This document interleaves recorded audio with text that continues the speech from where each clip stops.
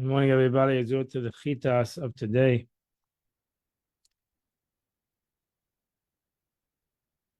We are holding in the portion of Truma, which deals with the building of the Mishkan. And we are holding in the middle of the Klei HaMikdash, the vessels in the temple. And we're going to go to a difficult building, one of the utensils, which is the Menorah. And hope that I can show you all the different parts of this Menorah. Verse, holding on chapter 25, verse number 31. Vasisa Menorah Zavta, you should make a Menorah out of gold, one pure gold.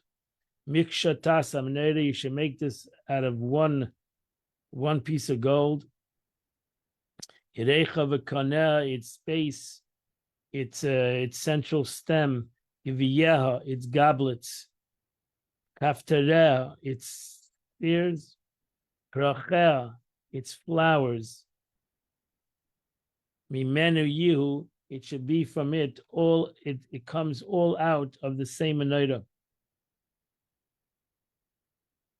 Rashi says, Miksha Tasa Menorah, the craftsman must not make it out of separate parts, because that would be the best way to do it.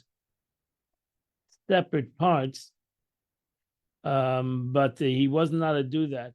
Nor should he make it branches, its lamps, and its individual limbs, and afterwards attach them to the manner which metalwork calls to solder things together. But it must be fashioned entirely from one piece of gold, which beats out with a hammer and cuts it with a craftsman's tool so that the branches extend on either side.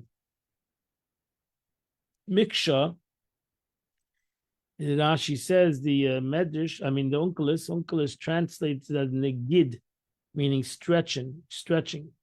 Where he draws out the limb of the candelabra, this Menorah, from the mass of gold on both sides, both directions, by beating it with a hammer. The word miksha denotes hammered blow. In Old French, it's called to be beaten. Teyasas Menorah. It's a very interesting word, Rashi says over here, because it says it's teyasa, means it should be made. It means the candelabra must be formed. The passive form, teyasa, because it should have said ilas, it should have said to make.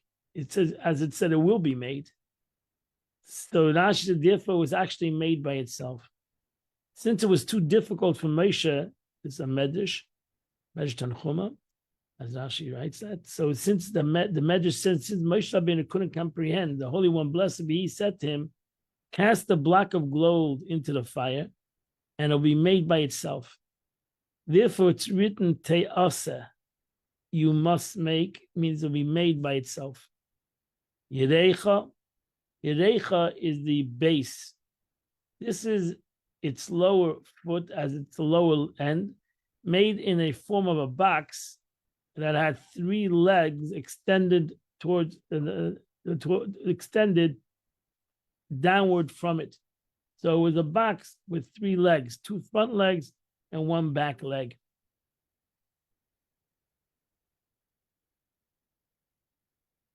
Kana is its stem.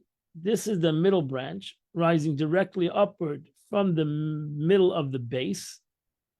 On the top of it was the middle lamp. So Yerecha is the main branch, center branch, but it was also one of the lamps was on top of that. There was no shamash in this Menorah. It had 7 candles. They were all the same level. The middle and all the 6 branches were on the same level. So the middle branch was part of the base of the Menorah. And on top was a middle lamp shaped like a bowl in which the oil was placed, and that's the bowl of the Giviyeha. Giviyeha is goblets. These are like a long, narrow glass cups called mandarins in French. But these were made of gold. They protruded from each branch of the candelabra according to the number described in the scripture, but they were only there, only for beautification. Kafteideha. Kafteideha, these are the like shaped of like an apple. Spherical. It produced around the middle of the branch in the manner made at the times for candelabras placed in front of the nobleman. They were called palmes in Old French. The numbers stated in this passage, including how many spheres it produced from the middle of the branch and how much smooth space there was between the spheres to the next one. So here you have a picture. These are the three things you have. That's the without Rashi said looked like an apple. And these are the peracheha. So if you look at this one, this picture, you see that from the apple, so to say, came out the branches. So the branches looked like the branches that came out, three branches looked like they came out from this apple of gold. Peracheha, these are flower-like designs on it. Now she says all of these ornaments were not something that was soldered onto them.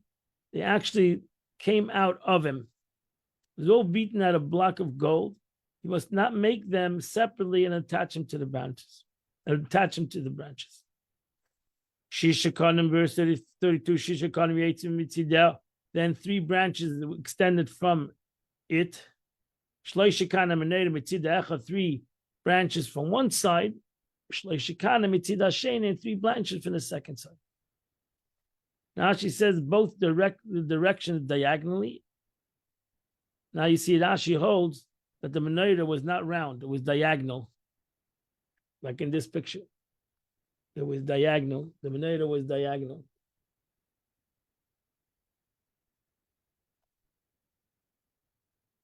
Va'ilin, in both the directions diagonally, reaching out to the level of the height of the main stem, the middle stem, the middle branch above. So they were all ultimately the same level.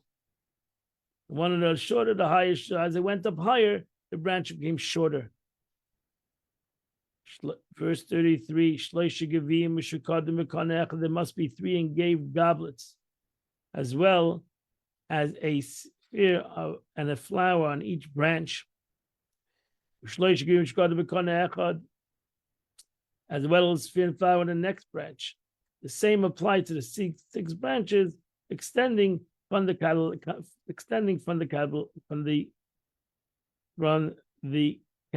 menorah. Mushukadim, as she says, mitziyorim, engraved. The decorators with designs of manna drawn on silver vessels called nile in French, engraved. Shloisha gevim, three goblets protruding each branch. Kafta b'ferach, a sphere and a flower coming out of each branch.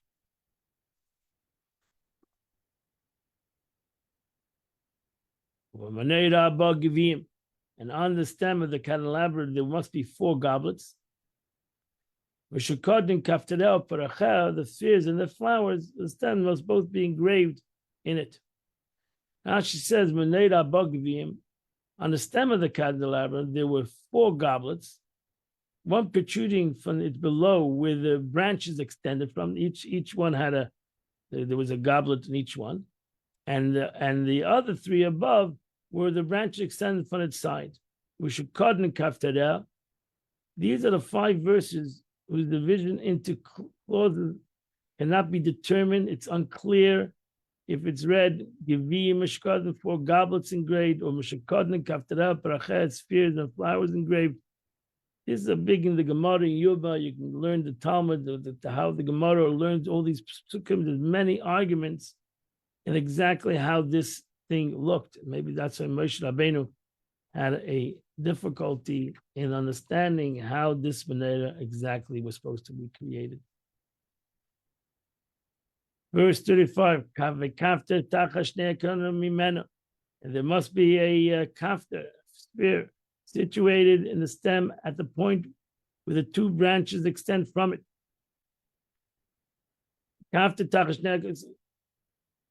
Look at the picture over here.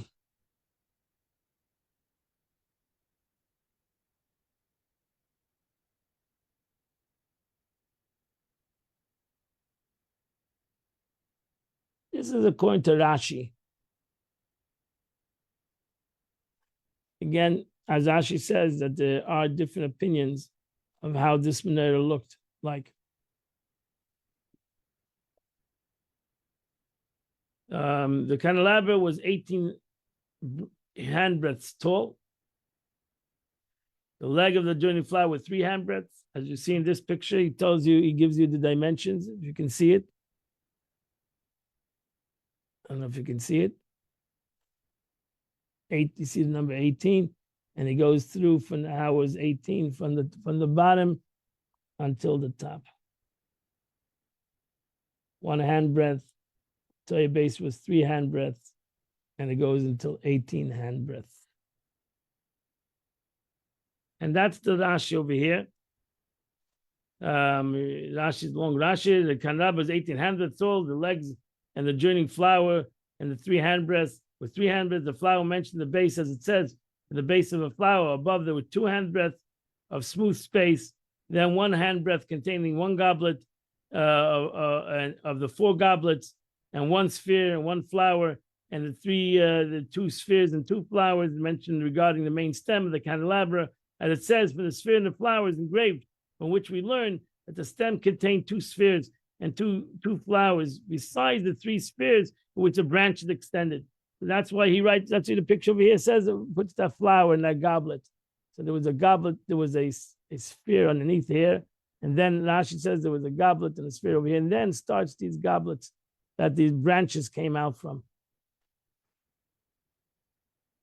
And then you had again the goblets and the flower, and then you had the cup on the top. So rising the level of height of the candelabra, 1 breadth of smooth space, another handbreadth containing the sphere of 2 extended branches, 1 handbreadth of smooth space, beneath containing the sphere of 2 branches extended from it, raising to the level of height of the candelabra. Then the 2 handbreadths of smooth space, leaving 3 at the top of the handbreadths, containing the 3 goblets, sphere, and the flowers. Thus, there were 22 goblets, 18 for the 6 branches, 3 for each one, and 4 on the main stem of the candelabra, making 22 altogether. And 11 spheres and 6 on the 6 branches, 3 on the main stem of the candelabra, from which the branch extended, an additional 2 on the main stem of the candelabra itself. As it says, its sphere is engraved in the minimum plural means 2. 1 below the base, below at the base, and the other top of 3 handbreadths together with 3 goblets. That's the picture in the middle over there. And there was 9 flowers, 6 on the 6 branches, as it says, a sphere and a flower on each branch, and 3 of them the main stem of the candelabra, as it says, a sphere and a flower engraved. The minimum plural of flowers is 2. So, and one and the other one stayed in the Parsha Balescha from its base to its flower. And it's if you study this above quoted Mishnah carefully, you will indeed find all these components according to the number described above, each in its proper place. So you have to go to the Gemara in Yuma and go through exactly this whole situation. Rashi did it in a short thing, but as he says, you have to really go into the Gemara and see how everything fits and how his interpretation to this menorah fits as it says in the pasuk. Verse 36, spheres and its branches of the candelabra must be all integrated as one part. It must be hammered out of one single gold, one single piece of pure gold. Verse 37, Shiva, and then you need to make 7 lamps. And here's the 7 lamps. These are the 7 lamps. And that's the cups that the oil was in. You must make 7 lamps for such. When the priest kindles ve'les and Isaiah, so when the kohen lights the menorah, they'll shine towards its center. So the candle, I'll show you the picture, but you're not going to be able to see it. The candle, each lamp faced. I'm sorry, I'm going the wrong way. Each one faced the center. So when you lit the menorah, the three on the right faced the middle, the three on the left faced the middle. Now she says a lamp is like a bowl in which the oil and the wick were placed. The head now have the mouth of the 6 lamps at the top, branches extending from its side. You don't know, usually put the mouth where you put the wick, you would put it in the middle. But each one was on the side, besides the middle one was in the middle. But although the rest of them were facing to the center branch. When the light shine towards Paneha, its face, meaning that the light will turn to the direction of the middle stem, which is the main body of this menorah. Verse 38. And then you need to make tongues, and you need to make and it's ash pans. You need to make pans to take out the ashes. They need to be made out of pure gold. Pure gold. This is tongues and the pans that you see in this picture.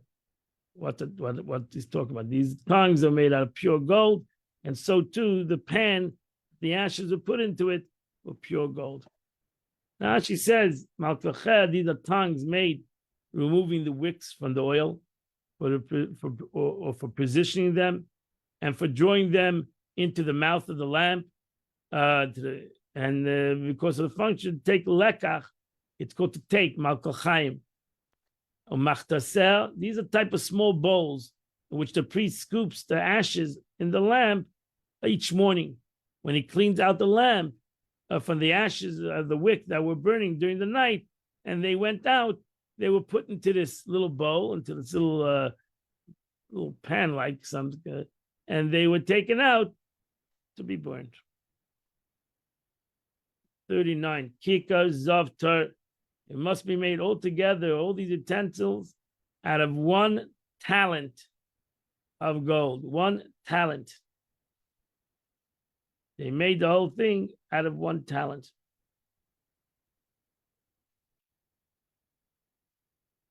Now she says, 1 talent of pure gold.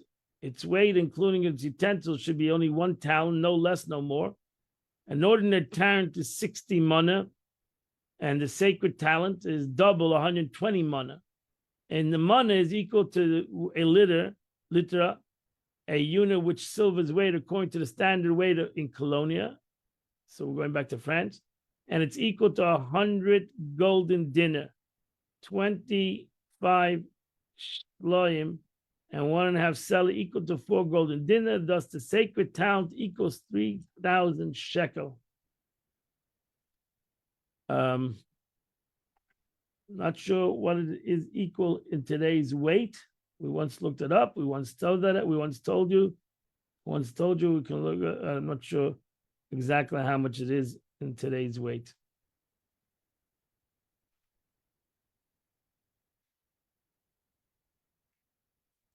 We will find that out. It was a lot. Observe the form that is being shown on the mountain, and make them in that manner.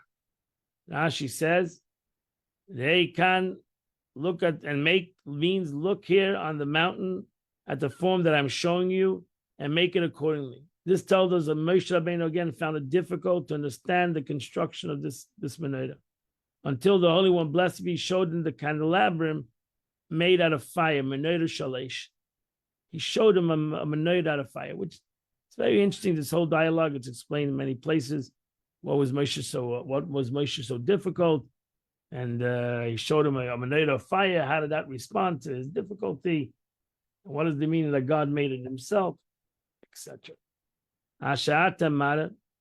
The meaning, as the English translates it, the at meschaze betura, being shown on the mountain. If it had been vocalized mara with a patach, it would have been that you show others. Now that it's vocalized with chotav patach,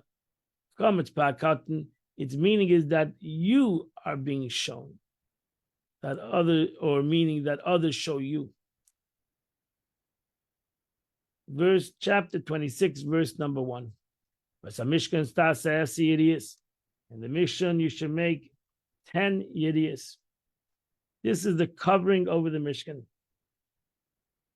Gets a little bit difficult, but hang in there, and we'll hopefully understand what the Torah wants to tell you over here. You have to make 10 Yediyas. The Mishkan had 2 coverings, 3 coverings, an inner cover, a middle cover, and an outer cover. The inner cover was made for beauty. The middle cover was made for protection of rain, and the outer cover was again made for beauty. So there were 3 covers over this Mishkan. It's not clear exactly the third cover. Was it covered the whole Mishkan, only the top? There's argument also about this. But the first 2 covers is not the argument over, and we'll go to the first 2 covers. The Mishnah's Esi Yiddish. You must make first cover of the first cover, the inner cover, the tabernacle, 10 tapestries. It was woven with twined linen, Turkish wool, purple wool, and scarlet wool. Keruvim, they were made of woven designs.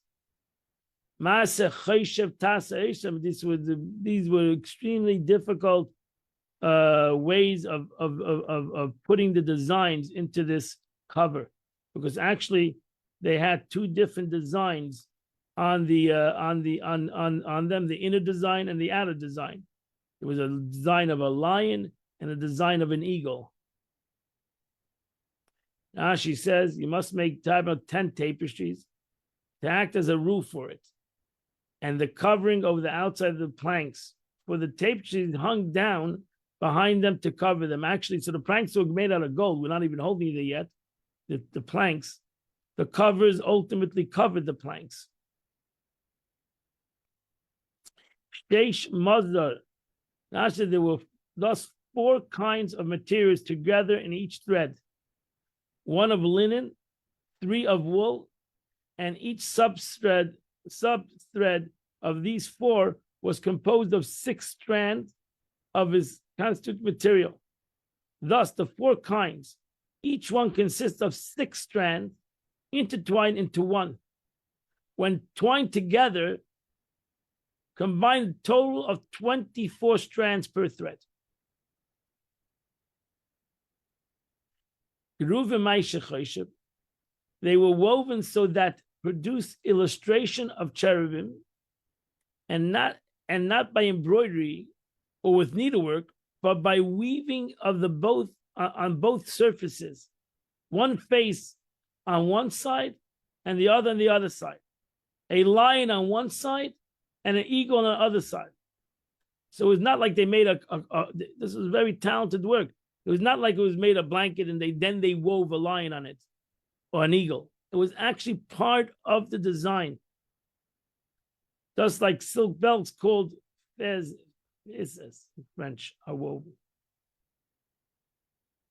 The length of each tapestry was Shmeina Eser Ba'ama, must be 28 cubits in its length, and the length was hanging over the width of the Mishkan. The length was 28 cubits, and the width was 4 cubits. Each yediyah of the 10 was 28 cubits by 4 cubits of his width. All the tapers being the same size. All these 10 were exactly the same size. So if you go for the width, so now you know that if there was 10, it was 40 amas in the width. 40 amas in the width. It was 4 width, and you put together all the 10, which we're going to put together, all the 10, now you have 40 amas. 40 amas, again, how much is an amma? It's more than 40 feet. We're talking about between 40 and 60 feet. Then you take the 10 and you divide it into 5. 5 and 5. You take 5 of these tapestries, these beautiful tapestries, and you put them together. So now you have 2 of them, one 5 and one of 5. You put them together. Now you have two different curtains. So 5 tapestries must be attached one to the other, and another 5 tapestries attached one to the other. Now she says they were sewn together, so they became one piece with a needle, so that they would want to join to the other. One set of 5 separately from the other set of 5. Isha l'chaisa, a woman towards her sister. This is the way the scriptures speak regarding anything in the feminine gender, and similarly regarding anything in the male gender. Isha la'achiv, a man to his brother. So that's a isha l'chaisa, a woman to his sister. So since we're talking in a feminine, we're talking in a feminine way over here now. These tapestries. So that's why it says isha l'chaisa. So you take 5 and 5, and now each one is a feminine concept. You bring it together, it's isha l'chaisa. Mishnah bekruvim, as they say by the kruvim, it says paneim ish elachiv, that they must face one another in a masculine way. So now you have 2 tapestries made up of 5 tapestries each. Now there are 2 of them because they're combined. The 5 and 5 are combined. Now you connect these 5 and 5 together in the middle with hooks. So you make loops of Turkish wool. Teles. On the edge of the tapestry at the end of the first set. And you make the loops on both sides. On both sides of these tapestries, not on both sides, on one side of this tapestry, on another side of this tapestry, you make loops that are going to face one another. Nasha's lulois is uncle's looping. Mikter chaberes. At the end of the set of tapestries on this side, the end of the tapestry on that side, the group of 5 tapestries came together. Here's a picture of those 2 groups of tapestries, and that's the way it looked.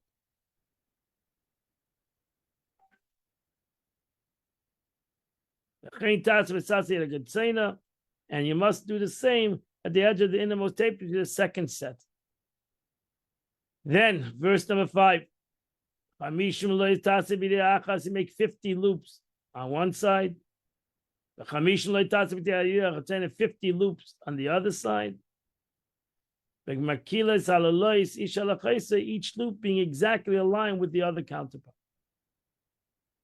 Now she says, be careful to make the loops all exactly in the same distance from one another, so that they measure the same on one tapestry to the other. So that when you spread one set of tapestries next to the other, the loops at the edge of one tapestry will be exactly opposite the loops of the other side, because now you need to hook them together. So you need to make sure that they are exactly the same way. Now the tapestries were 28 cubits long and 4 wide. So when the 5 tapestries are attached together, the width totaled 20 cubits. The same with the second. So now you had 40 cubits in the width. Now the Mishkan was 20 cubits in the length. So that means you had an extra 10 cubits, right? Because you had 40 cubits. The Mishkan was 30 cubits. So that means there was an extra 10 cubits of that was hanging over the length of the Mishkan, right? Because the width was hanging over but together the length. Now you took the width; it was 40 cubits, was hanging over the Mishkan, and it was hanging to the length of the Mishkan. So you had 20 planks on one side, similarly to the north. Each plank was a 1.5 cubits, making it 30 cubits to the east to the west. The width of the tabernacle from the north to the south was 10 cubits. As it says, for the plank, the back of the tabernacle to the west, you must make 6 planks, and you must make 2 planks in the corners, making it 10 cubits. So we know the length was 30 cubits. The width was 10 cubits. So if the curtain was 28 cubits in its length, and it was hanging over the width of the Mishkan, so we know there was 8 cubits on each side that are hung over.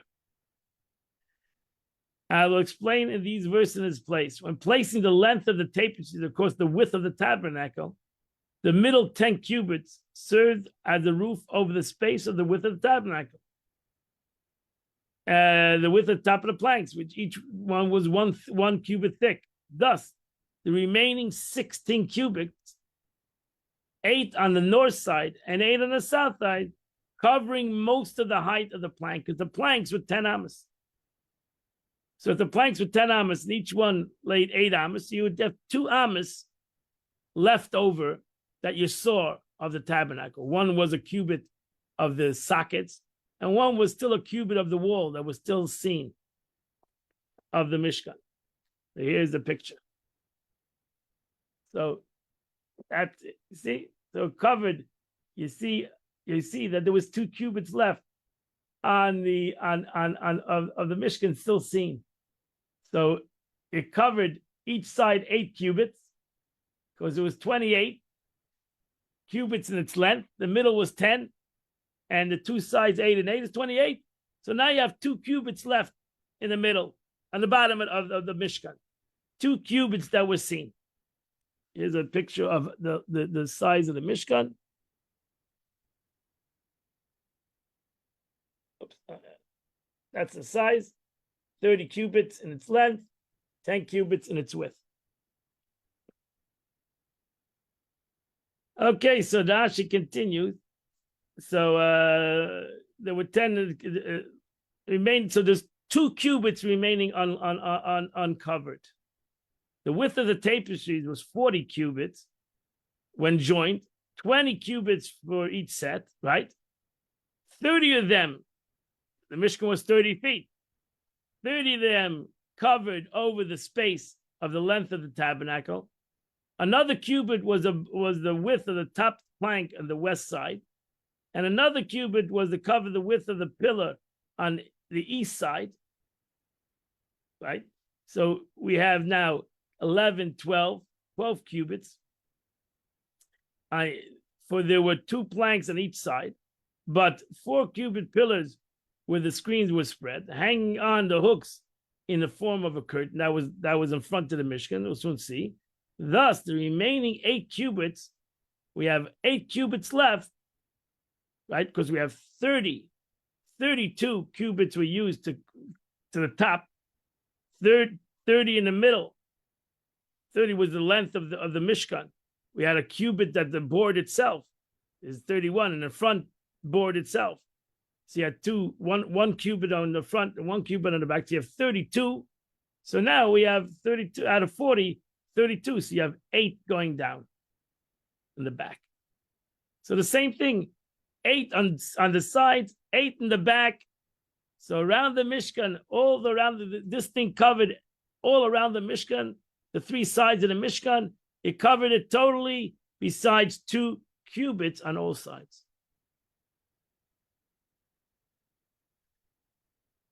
Thus, the remaining 8 cubits hanging down on the back of the tabernacle on the west side, with the lower 2 cubits remaining uncovered. That's a simple. Rashi explains what happened with the first cover. We'll get to the second cover in a minute, but the first, because the second cover will cover it totally, as you'll see. But right now, with the way the cubits were, with the way the length of each one, and the way it covered the Mishkan was exactly 8 on each side. There was 3 sides. The front was a curtain, was separate curtain that let you in and out of the Mishkan. But the Mishkan was surrounded by 3 walls and covered by this curtain till 8 cubits on each side. This I found in the Braisa of the Rabbah in Midas. However, in the Tractate of Shabbat, it states that the tapestry did not cover the thickness of the pillar on the east side, and according to the Gemara, it really maybe didn't cover the all the way in the front. It was left a cubit left, so there was really 9 cubits on the back side. So we're not sure exactly where exactly the curtain started in the front. Did it start from the pillars that the front curtain was on? Because the Mishkan had, we'll soon see when it talks about the pillars, the Mishkan had the walls, and then in the front there was pillars that the curtain hung on. So the question is, did the curtain on top, did the cover go over that pillar? So then it would be an extra cubit in the front. But if it says it didn't go over that pillar, then there was 9 cubits extra of the tabernacle, of this cover. So the back of the tabernacle, the following verse supports this opinion. You must position the curtain under the clasp as a couple of 2 sets of tapestries. And if they were stated that above the Braisa, it emerges that the curtain was 1 cubit further west than the clasp. So therefore, Rashi feels that actually in the back it went down not 8 cubits, it went down 9 cubits, and that's why you see this picture. According to Rashi, this is the picture. See, the front pillars are not covered. The front pillars are going to have their own curtain, and you see the back goes down all the way to the Adanim. It goes back all the way to the sockets. So that's all you saw on the west side was the sockets.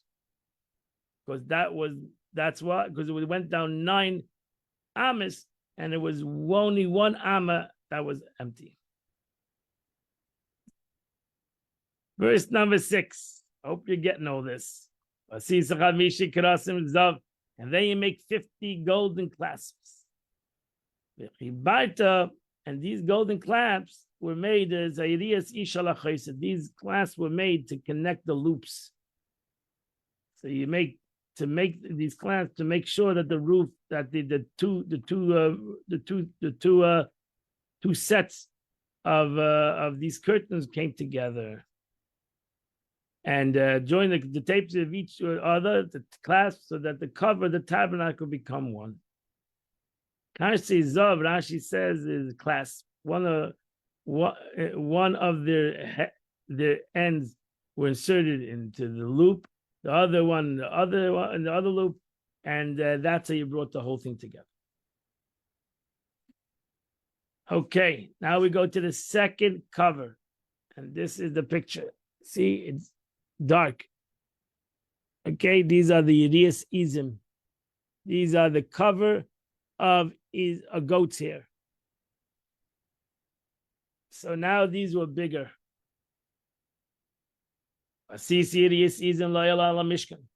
then you make sheets of goat's hair for a cover over the Mishkan. These were this waterproof the Mishkan. You have to make 11, not 10 before, now 11, you're adding another 4 cubits. Irias Izim, Minuta Shalizim, this was made out of goat's hair. Loyal Mishkan, to spread over the tabernacle, to spread over the lower tapestries. So this went over the lower tapestries. Rashi says, next verse, the length of each yediyah was not 28, was 30 cubits in its length. So now it was added an extra 2 cubits. And then each of these things need to be, each curtain needs to be 4. To these 11 sheets. So when placing, she says, when placing the length across the width of the tabernacle, just as the first one would place these sheets extended beyond the lower covers, 1 cubit on each side. Thus, the covering one of the 2 cubits of the planks that remain uncovered. So now it went down that only you saw on the tabernacle, that's all you saw was the Adonim, was the silver sockets. The gold was now totally covered, almost covered by the lower curtain, totally covered by the upper curtain. Because now it went over the lower curtain, it went over a cubit each side. And as he said before, each side was missing 2 cubits. Now this thing took away 1 cubit. So now that's all you saw was the silver sockets. If you saw the Mishkan, you only saw the silver sockets. So that's what Rashi explains. The cubit that was inserted into the hollow of the base, holding the planks for the base, were 1 cubit high. The base, the Adonim, that was the base. The silver Adonim, the silver sockets, that was 1 cubit high. Again, the Torah says 9. You have to take the 11. You're taking 11 curtains now, and now you're putting together 5 and 6. So now you're bringing together 5 and 6, and one of them is going to be longer than the other. One's going to be right 20, and the other one will be 24. So now the back end is gonna be totally covered all the way to the bottom. You shall attach the 5 of the sheets to themselves. This has to not be with loops. This needs to be sewn together. Take the other 6 and put them together. Sew them together. The chivalta is and you must fold half of the 6th sheet over the front of the tent, and that is this picture. Oops, I'm trying to, you see it? It came over the front. It came a cubit over the front. So you have 1 cubit over the front and 3 cubits in the back. 1 extra cubit over the front. This was to protect the waterproofing all the way in the front, and 3 extra cubits in the back. So now you must fold the 6th sheet, the one which is additional to the upper covers beyond the lower ones. Half its width, 2 cubits, so 2 cubits hung down and doubled over the screen on the east side, entrance similar to the most modest bride who veils covering her face. It was not 1 cubit, it was 2 cubits. So 2 cubits in the front and 2 cubits in the back. So now the back was totally covered. You must make 50 loops along the edge of the outermost sheet of the first set. To make 50 loops in the other set. Veres Hashenis on the other side, face to face. And then you make 50 copper clasps. Before it was 50 silver clasps. Gold class. Now it's 50 copper class. Basics and you insert the clasp into the loops. And you connect this entire tent. It became 1 entity.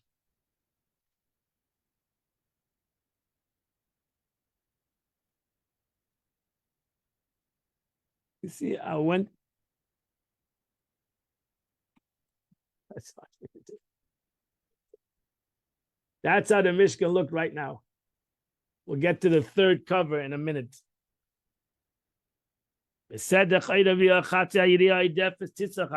Mishkan. In regard to the overlapping remainder of the sheet of the goat here to 10, the extra half a sheet, 2 cubits, will overhang in the back of the tabernacle. Now she says the overlapping remainder of the sheets of the tents over the lower tapestries of the tabernacle are the upper covers of the goat hair, which are called the oil, the tent. As is written about them, la oil ala mishkan, the tent spreading over the tabernacle. That was actually the middle. The underneath cover was really for the beauty. The top was really it was really the protection. It was really the roof.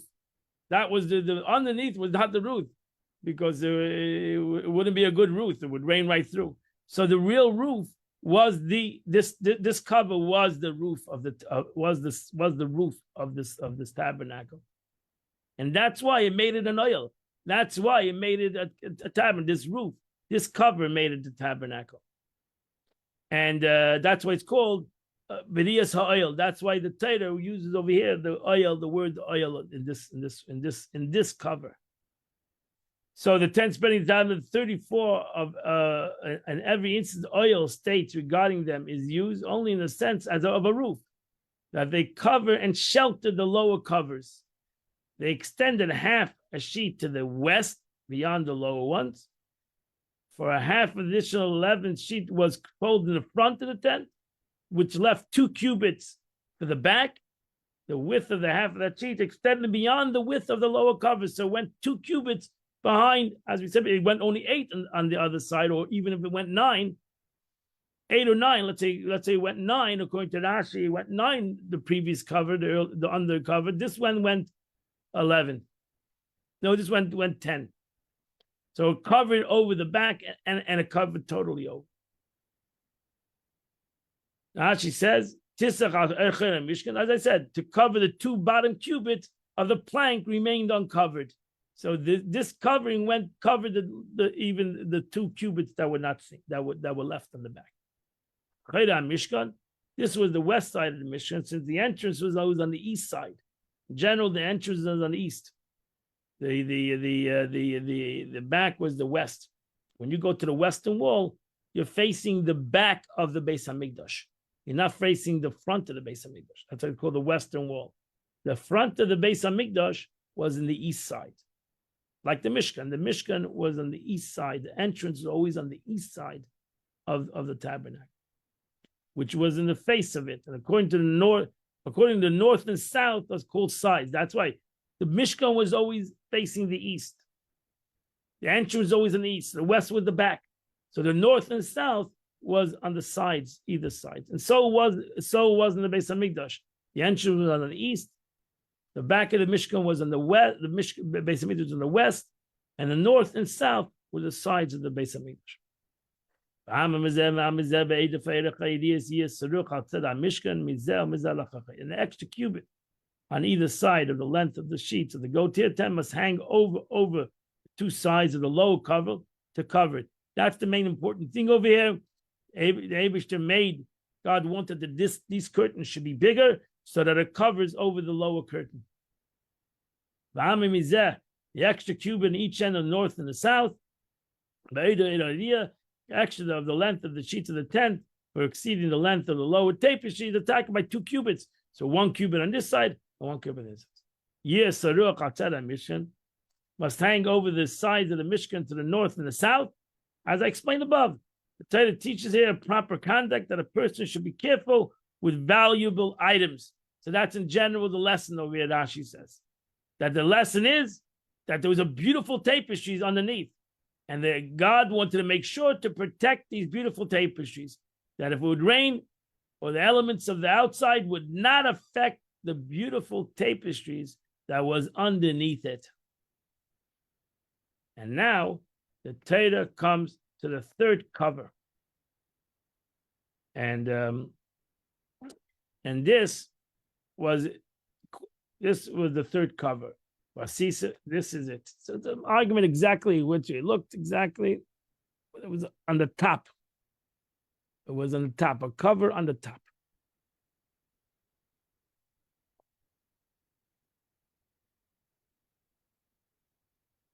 Vasisa mechseya la'oil ha'oris elim adamim u'mechseya ha'oris chashem ha'mayl. You must make a roof over the goat hair, on the top, the roof, out of red dyed ram skins, and a roof of chashim skins above it. So again, the Torah over here is not exactly clear. That's why you have over here different opinions. And let's see what Rashi says. For the roof of the sheet of goat hair, make another cover of red dyed ram skins, and additionally above that a cover of tchashim. So according to Rashi, there was another 2 covers on the top, on the roof itself.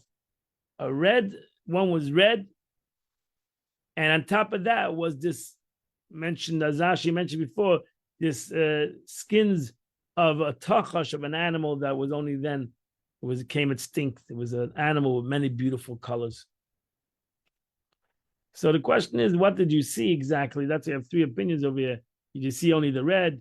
Did you see only that skin of a tchashim, or you saw both?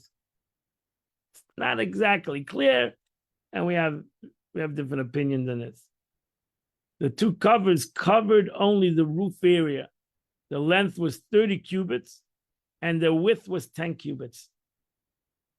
This is the opinion of Nehemiah, but according to Rabbi Yehuda, there was only one cover combined in the two, half of red ram skin and half of tchashim. So it's not exactly clear. Was there one cover? Meaning, was it two covers, but you only saw one of them, either the red or the mixed colors of tchashim, or, as Rab Nechemia says, there was actually, you saw both of them. Half of it was red, half of it was tchashim. But it didn't cover the whole Mishkan, that everybody agrees. So ultimately, when you looked at the Mishkan, actually you couldn't even see it unless you went you were very tall, or you had one of those things called that can fly in the air. You saw mainly the goat's hair. That's what you saw, the goat, the black. That's what you saw. So most Jews did not see the beautiful tapestries because it was in the Mishkan. You saw it when the candelabra was lit inside was beautiful roof. That's the Chumash of the day. Hopefully, everybody understood it. Rabbi, I have a quick question. I'm sorry. Okay, ask after we. Incense came up. How did they come up through the roof? That's okay. Later. Thank you. After. Okay, let's go to the Tanya of the day. We're holding the end of chapter 28 of Tanya. The Alter Rebbe in this chapter explained that a person should not feel bad that he has thoughts in his mind when he goes to daven, that he has a struggle of davening. We all know that many of us, all of us, have a struggle in our davening, in our prayer. And the Alter Rebbe says that's who you are. You're going to have a struggle, and therefore you should not feel bad of the struggle. The Alter Rebbe says, refutes a common mistake that they want to prove with foreign thoughts occurs to some people during prayer, that it proves that their prayer is nothing. That's what people think. People think because they have a struggle in prayer, maybe they shouldn't pray. Maybe they shouldn't daven and show. The proof is I can't pray. I'm not interested in prayer. Look, the proof is I am not interested in prayer. So what can it be a better proof that prayer is not for me? Because they prove to themselves, they say to themselves, if they can pray the way you should be, they wouldn't have evil thoughts. So the proof is in the pudding. So therefore, they're proving to themselves that basically prayer is not for them. And they would be right. They would be right.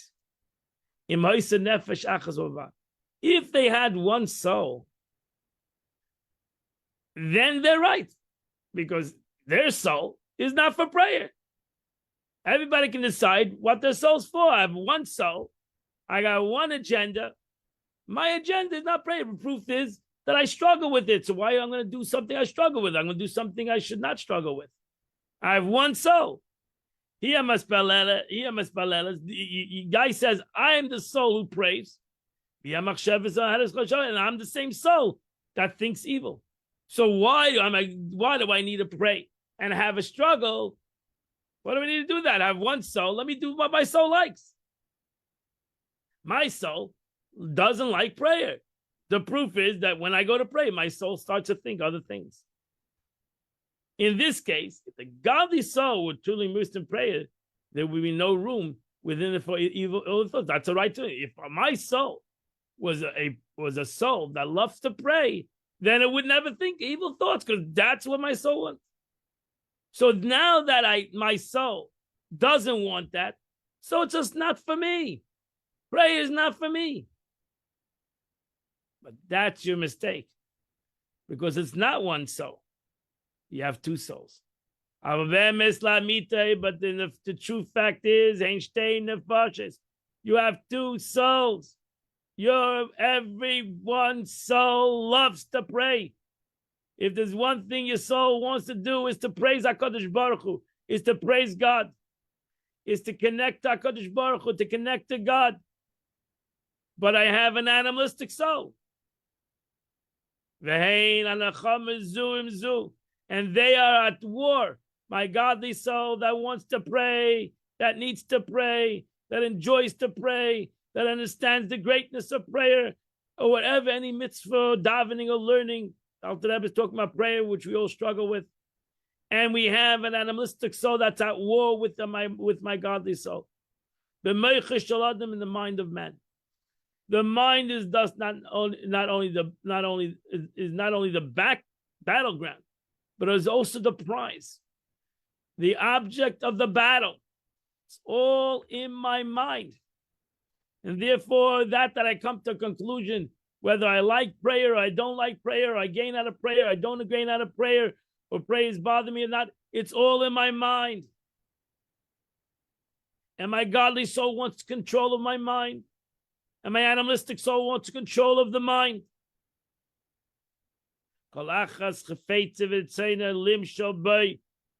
Each and every one of these souls want to desire to rule over the mind. And the mind should be memula mimena, should pervade totally from it.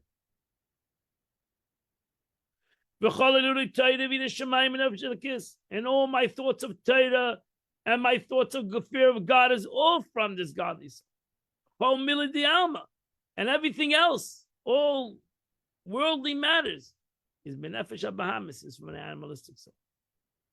So similarly, in our case, thoughts of prayer are from the divine soul, while foreign thoughts stem from your animal soul. It's not one soul, it's two souls.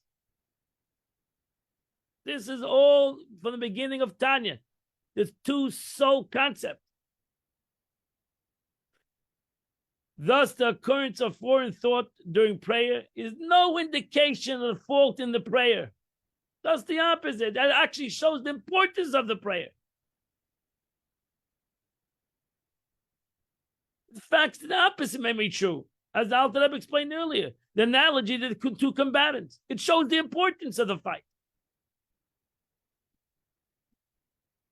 But if there were indeed two separate souls, why should the extraneous thoughts of one interfere with the devotion of the other?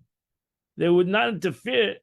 They would not interfere. The answer, they would not interfere. Answers Alter Rebbe, actually kiss except that the godly soul is enclosed within the animal soul.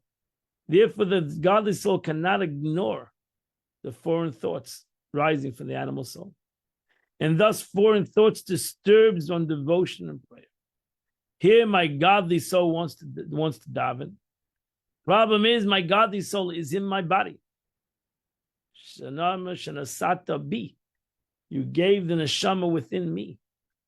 So now this godly soul is in my body. And now it's going to be, if I'm not going to be able to train my body, it's going to bother it. That's what's going to happen. To take, for example, a person praying with great devotion. Standing next to him is a wicked heathen. And it chants and it speaks to him in order to confuse him. That's what Yetzer Hara is. I want to daven, I want to pray, and my Yetzer Hara, my animalistic soul, is hacking me at China. It's standing there, it's bothering me. If the other's intention were not to disturb him, but merely say to ask him a question, then he could get rid of himself or the disturbance simply by responding to the questionnaire. But when the intention is to disturb his prayers, he will gain nothing by responding because he doesn't want to respond. My animal soul is not interested in response.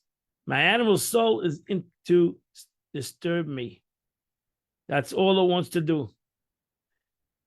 And he's not looking for an answer, because the second you give him an answer, he's going to ask you another question. Because he's not interested in the answer, he's interested in the disruption. That's what he did. That's all he's interested. How can I disturb the situation? He will gain nothing in responding. If he answers one question, he'll promptly ask another question, because you'll answer that question. He'll ask the third question, because he's not interested in the answer. He's interested in the question. He's interested in the disruption of the class. He's interested in to disturb this davening. That's all he wants to do. The more he can disturb the davening, the better it is for him.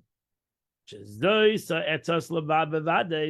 the best advice when it comes to the situation where your animal soul is bothering you in davening, not to answer him, not ignore him. You should make yourself like you're deaf. You don't even hear. We should all comply to the verse that says, Altan ksil bi answer not a fool according to his folly. Pentishvele gamate, least you become like him.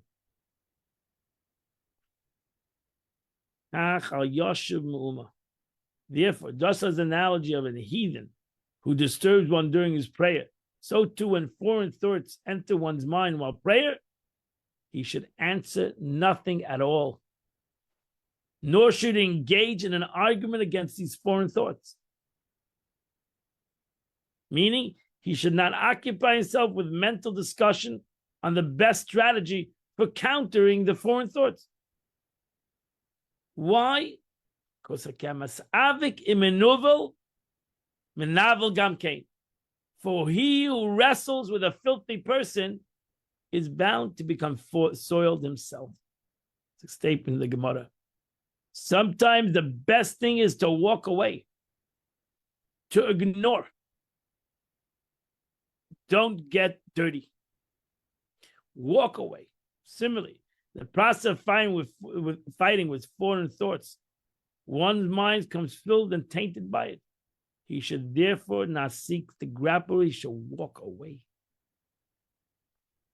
He should pretend that he does not know, he does not hear these thoughts that he's thinking. He should dismiss it from his mind. He should strengthen and still more power in his concentration, in his davening. And if he finds it hard to take it off his mind, they should turn him daite, because he's bothered. He's bothered by these foreign thoughts. The chazaka, it's a great intensity. Azai. This is what I tell him to do. Yashpil nafshel Hashem. He should humble his soul to God. He should humble his soul before God and should beg the Eibishter in his thought to have compassion on him. With abundance of mercy. As a father has mercy on his child. Which come from the thought of God. And so too God will have compassion on his soul. And the sheches meiti which comes from him. The attribute of chokmah. He should beg the Eibishter. Beg God, please, have rachmanis on my mind. Have rachmanis on me that I have the Pasha cannot have concentration. I can't Pasha think. Rescue me from this turbulent waters of thoughts that which is disturbing me. He should do this for his own sake. Not only do it for me, God, do it for you. Because I'm only here for you.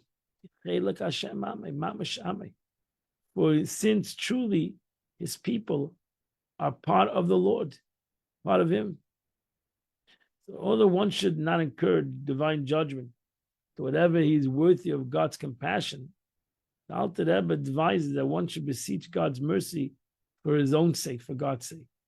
Since the soul is a part of God in aiding his soul, God is part of God in aiding the soul, he actually helps, so to say, himself, so to speak. Question whatever one is deserving of such aid, this becomes irrelevant because it's not what I deserve. It's what it is. Because I'm a part of God. So if God relieves me from all these worries, God is only helping himself. Another interpretation sees the words, this he should do for your own sake, not as a part of the worshipper's plea, but as a guarantee. God will certainly come to the aid of the one who entreats him, and certainly will rescue his soul from the turbulent waters.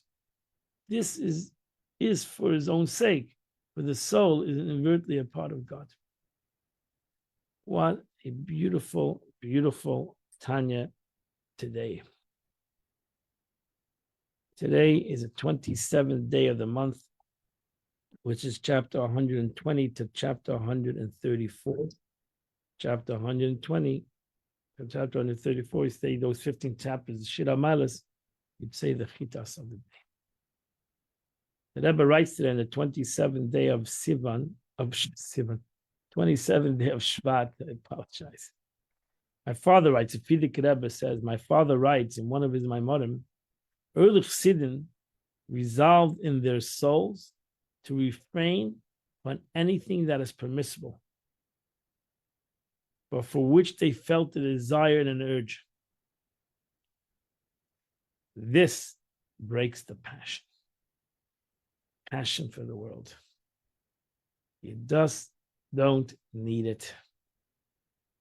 That's a yam of the day. Have a wonderful and beautiful day. We'll see you in Midshamal tomorrow. We'll continue 8 o'clock, 8 a.m. as we continue to learn the Chitas.